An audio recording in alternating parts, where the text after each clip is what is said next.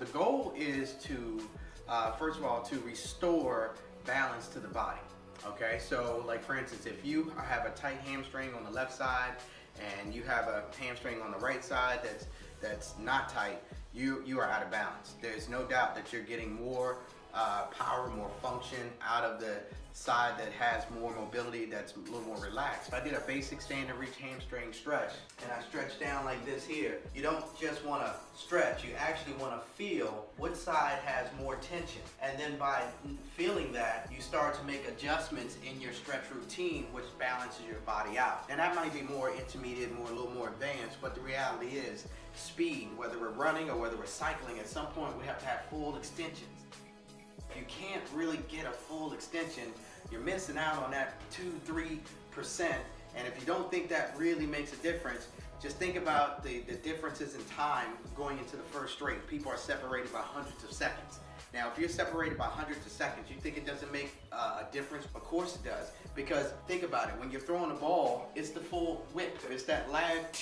What makes it actually explode is the last few inches. So you got to think, like, being able to use your body to the fullest extent and it being able to reach those levels of range of motion is super important.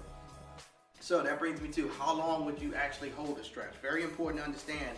We're talking about stretching here, so you do not want to actually go into a workout with a stretch first. You're likely not to be warmed up. So when you do static stretching, what I'm about to show you, and you actually go into a stretch, you just hold it.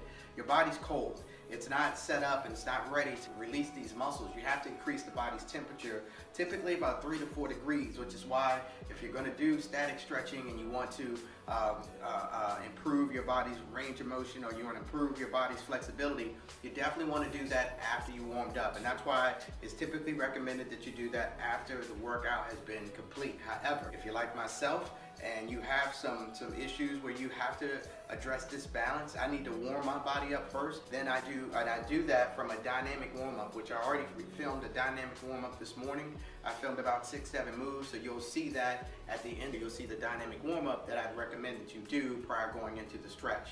The dynamic warm-up is pretty straightforward, so I didn't do a whole lot of explanation with that. I'm just showing you the moves, and therefore you'd be able to duplicate them.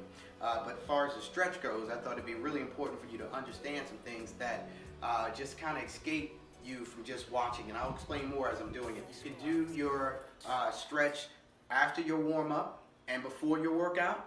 You can do it after your workout, of course, and you can incorporate these stretches throughout the workout in between your sets during your resting time, which I highly recommend as well, especially if you have one side of the body is tighter than the other. And through this process I'm about to show you, you're going to realize that you likely do. So I recommend that if you're going to stretch in between your sets, stretch the areas that need it more so that you create the balance. Don't just stretch both sides. This is a little more intermediate, a little more advanced, giving you some gain. If you know one side is more flexible, don't work on your good side just because it's your good side. Everyone does that. Go to the side that needs to work. Do a 2-to-1 ratio on that side. Don't overdo it on the side, because remember, the whole idea is to restore balance. So you can't just stretch in general. You have to actually be mindful that you are targeting your stretching correctly. Okay, all right, let's get into the stretch. Okay, so I'm just gonna run through these. I'm not gonna spend any more than a minute on each one. Explanation will be real short and brief. First thing I'm doing is basic kneeling hip, and then spine train. Okay, basic kneeling hip flexor stretch. Kneel down to the floor, looks like a lunge, okay? You wanna make sure that this knee is under the hip, okay? I do not want to be in this position because I want to stretch the hip. But there's no stretch going on right here. So the idea is by getting the hip to slightly exceed the knee, or at least to be directly over top, we now have the stretch in this position. So, want the body upright, really good posture. And if you notice, when I first get into this position, this is how most people do this stretch. This area here is really bowed out and they're really overextended. So what you want to do is tighten your abs and align the hips so everything is straight. Keep this foot directly behind the hip. Try not to have it in here. Keep it directly behind the hip, okay? Glute, ankle, straight line, okay? Body upright, and you want to hold that stretch for about 30 seconds, and then we switch to the other side. Now, this is my tight side, so this side tends to have more tension than the other side. So I hold this one for double the time. I'll hold it for a minute. Okay, so anyway, that's your kneeling hip flexor stretch. All right, next one is called the Spider-Man stretch, okay? So the Spider-Man stretch, like a plank, okay? Essentially, you're getting in a plank position, get nice and stable in the hips from the front view. Make sure your hands are directly under your shoulders because you're gonna have to bring your foot up and place your foot beside your hand so you don't go into it with a push-up position. Get your hands directly under your shoulders. Step that foot forward, just like that, okay? So, show you from the side. Good solid hip position. Step forward, keep the back leg extended. This is not what we want, this is what we want. Lock the leg out, and as you're locking the leg, drop down into the stretch with the leg as straight as possible. Remember, that's not it. This is it, and you drop the hip down. Maybe your hips are a little higher, that's okay, but over time, you're gonna be able to drop down in there. Just make sure you're doing everything you can to extend that back leg. And then we step it back, and we switch. If it's tough for you to get into it the way I just showed you, put your foot beside your hand just like this, and then just put the leg back. I just showed you a fancier way of doing it. Okay, so, straddle stretches for the adductors, right? The muscles that we use to pull our legs together. So those muscles get typically overworked, which tends to put a lot of pressure on the muscles that do the opposite motion. So we generally want to release these on a daily basis. So get as wide as you can, okay, and watch your step because you don't want your feet to slide. But get them nice and wide, tighten the legs up, drop the body down in it, and you're gonna feel that in your low back as well as the adductors. Just kind of ease down in there, and like I said, just be careful because like right now my feet are sliding apart, which I'm allowing them to do so because you're going to notice that after being in this position for 15-20 seconds, your muscles are going to start to release. So right now they're giving me a little more. So as you can see, I'm able to get down in there a little more, and in another 30 seconds I would be able to get probably another 2 or 3 inches. So anyway, got that one. Next one is, remember, that's for your inner thigh. This one here is called the Cobra. Probably seen this, it's like a yoga move. This is to stretch everything down the front side of the body. Once again, you want to start with your hands directly under your shoulders. Extend the body out, nice long position. With this one here, you literally want to allow your heels to just flop out to the side, keeping the arms extended, drop the hips down, bring the chest up and open, and noticing my shoulders are back and down. If they were up and forward, they look like this, but you want to pull them back and down. So push through the movement, allow the legs to relax, and just let the hips just drop to the mat. Let your hips drop to the floor. Don't try to stabilize the hip area or anything like that. Put all your focus and energy between your shoulder blades and pushing your body through. Okay, so anyway, that's gonna get your abs, your hips, and your quads all together. Okay, so anyway, here comes the next one. It's a seated twist. Now, you can do this on the ground. I'll show you 2 ways of doing it. I really like doing it on the bench, so I'll go ahead and quickly show you what it looks like on the floor. You basically have to sit flat, cross one leg like this here, hold that leg, place that hand behind your back, roll the shoulder around, get a good firm grip here, and this is the stretch. Now, this is not as challenging as it used to be, and the thing that I don't like about it as much as what I'm about to show you is this raising of the hip. You want the hip flush to the floor, so this stretch is better when you actually lean into it a little bit that way. Now, if you're out at a park or something, or you don't have a bench, this is a good one. Now, when I go this way, I feel it more.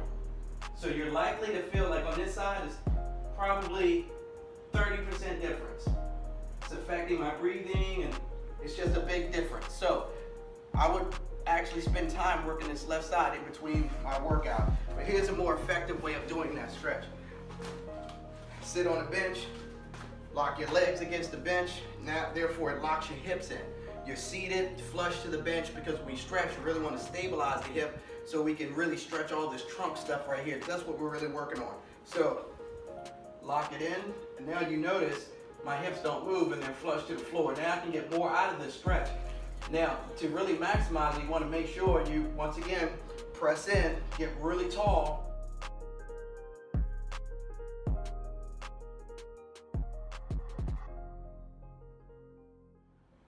Okay, that's the seated twist on the bench. Now, one of my other favorites is just a basic tuck, seated tuck. So you have to get to the edge of the bench. Notice I'm sitting on the edge of the bench, very important because you need room. So I don't want to be way back here. I want to get to the edge because I want to use gravity to pull my torso through my legs. I don't want it to be my effort. That's one tip about stretching is you want to use gravity as leverage because the more you can relax, the more you're going to get done.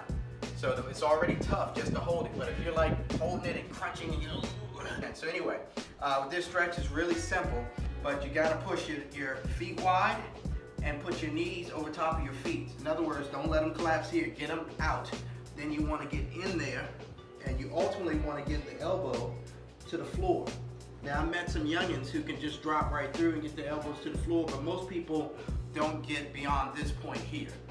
Okay, so a lot of lower back, a lot of inner thigh, a lot of hips in here. So if you are stuck at this point right here, you got a lot of work to do, but you got a lot of speed, power, strength, and explosion that you're not getting, right? So anyway, be able to get all the way down, take a deep breath, exhale, and once again, if you sit in this position right here for about a minute, you'll realize you'll get a few more inches out of that stretch as well. This one is also a seated move. This is a really big move. Once again, a lot of people can't do this very well. If you can't, you really want to work on it. So look, it's called a seated leg cross. So it's just, it's real basic. Now, it might look pretty simple as I'm doing it, but for a lot of folks, it looks like this. And that's what it looks like. And this knee doesn't comfortably sit level with this knee or this foot. It's usually like this here, and then they can't get it down. Now you got to think about the actual level of mobility that you need in order to really provide power through the hips. To the next level, you really want to be able to take it down and be able to stretch into it with a fairly firm back, not your nose here, but get your chest and your tummy down into that position, okay? Now, that's my better leg, here's my tougher leg. So, from this position here, you'll see that it sits a little higher, okay? So, and when I go into it, I feel it, I definitely feel it more. I have this motion, but the tightness is definitely there.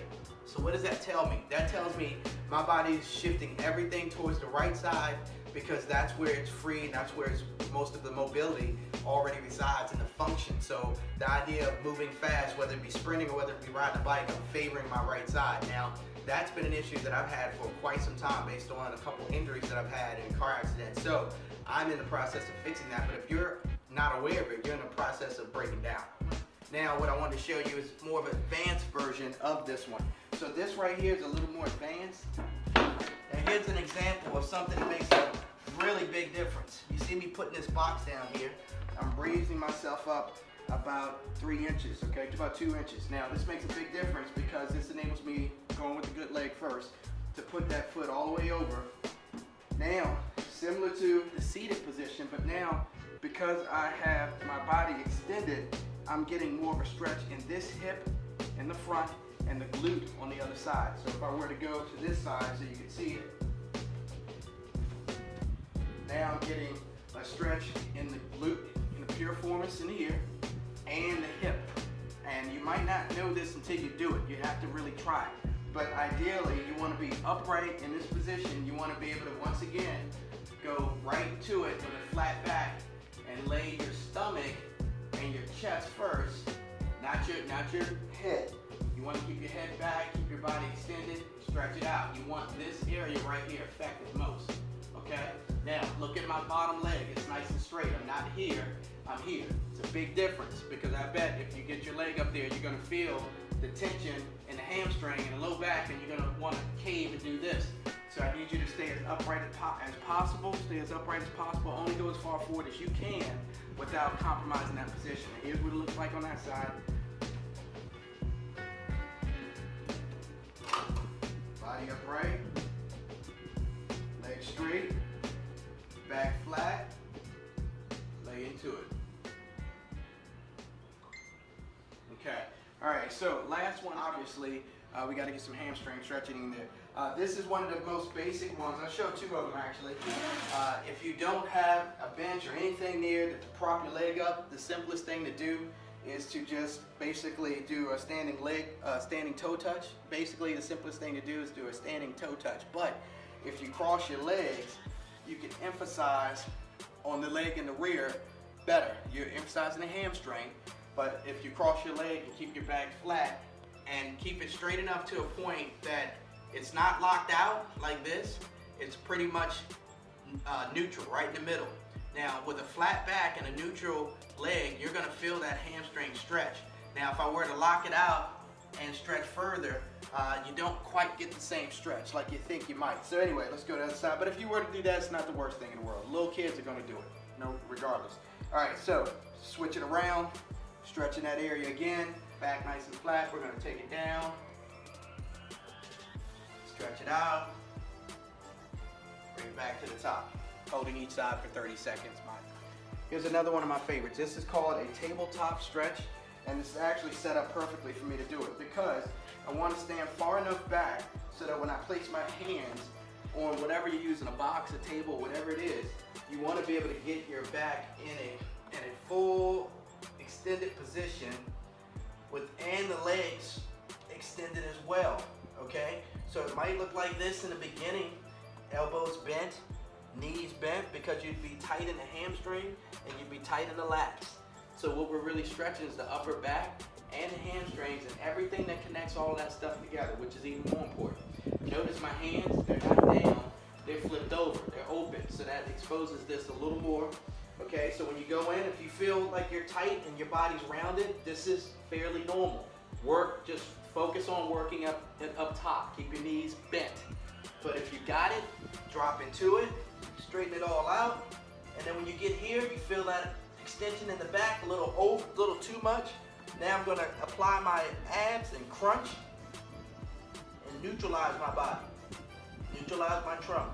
And now I'm allowing gravity just to pull me down while I'm holding my abs tight, keeping my back neutral, stretching my hamstring, stretching my lats, stretching everything that connects all of that. And that's it. So, all right, those are my favorite 10. I highly recommend you get these incorporated in your program. Do them at least 3 times a week, if not every day. I do them every single day. Honest to goodness truth, 7 days a week. I do these 7 days a week, and I'll tell you,